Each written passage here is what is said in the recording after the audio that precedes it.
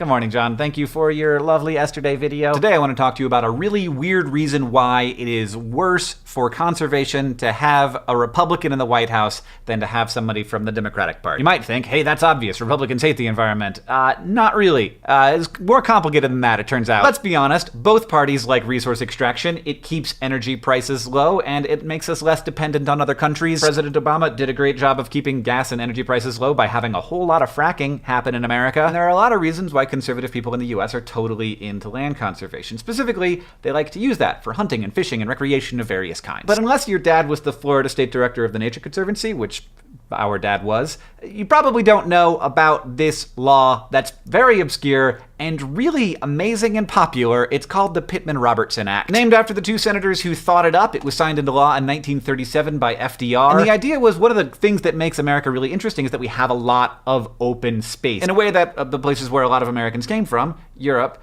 did not. But America is growing fast, land values are going up, wildlife management is all over the place. So the idea is we're going to take existing revenue from a tax on guns and bullets and put that toward managing wildlife and conserving land. And in 1937, the main reason people bought guns and ammo was to hunt. So basically you're just taxing hunters specifically by taxing guns and saying we're going to use this to do stuff that you want us to do, to protect the land so that there's still places for people to recreate and shoot stuff. And also so that hunting won't become what it mostly was in England, which was a rich person sport, to keep it accessible to more people. Nowadays, guns and ammo are bought for a wider variety of reasons. Hunting still for sure. But interestingly, one of the biggest reasons people buy guns and ammo is out of fear that they will soon not be able to buy certain types of guns or guns and ammunition at all. And as any good marketing person will tell you, the idea that something is available for a limited time only is really great at motivating people to buy stuff now. Which is why, during Obama's 8 years in office, Pittman-Robertson revenue went from $310 million to a peak of over $800 million. And suddenly, the states had 3 times more money for their conservation and wildlife biology programs than they used to have, and they even had a hard time spending all of it. A lot of it went to local and national land trusts to acquire new land, and of course that land has to be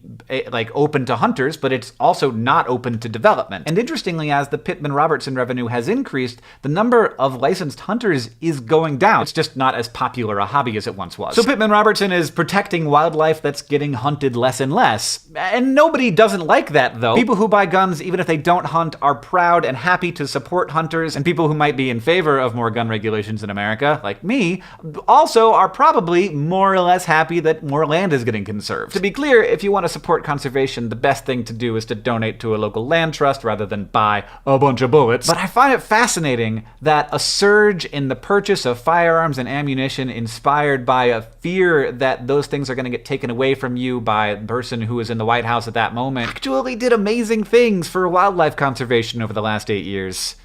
It's just weird. John, you recently sent me a text. It said, "I forgot until just now that you are the CEO of a board game company. You are hilarious and amazing." I mean, I don't know that I'm the CEO. I'm just helping make it work. But DFTBA Games has a new fun, weird, silly party game. It's called Rolf. You can watch a video of me playing it or check it out on Kickstarter. We'll be kickstarting for the next 24 days or so. We've already reached our goal, so we are making the game. And John, I know that you can't come to VidCon Australia, but I will be there. If you're near enough to Melbourne or in Melbourne, I have a coupon code for you. Just use the coupon code HANK. Looking forward to seeing all the people who can come to VidCon Australia. John, I will see you on Tuesday. Blood, sweat, and tacos. Tyrannosaurus Rex. I'll Just take made of blood and tacos. sweat. Blood, sweat, and Tacos tacos is good. is, yeah.